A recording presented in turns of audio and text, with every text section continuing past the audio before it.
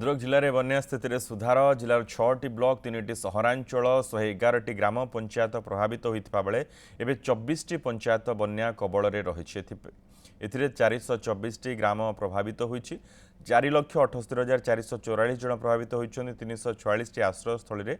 2,09,328 लोक स्थानांतर करा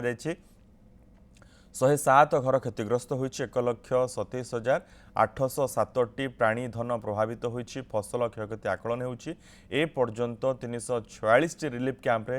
मागणा खाद्य दि जाउछि एने सूचना देइछन्ति भद्रक जिलापाल सोमेश उपाध्याय। भद्रक जिले में जो बन्या एथर मौसमी रेनफॉल जो आसी से 6टा ब्लॉक प्रभावित रही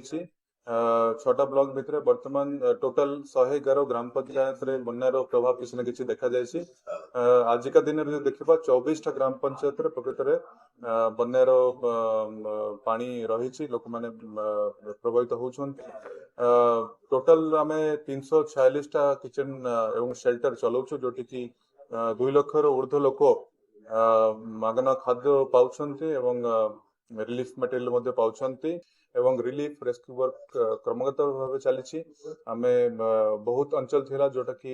एक्सेसिबिलिटी बहुत कम थिला 3-4 घंटा बाई बोट आम जावाक पड़ते आम बर्तमान ताकू आइडेंटिफाई करके मझीरे विभिन्न शेल्टर भी क्रिएट करूँ जोटा कि डिस्टेंस कम हो।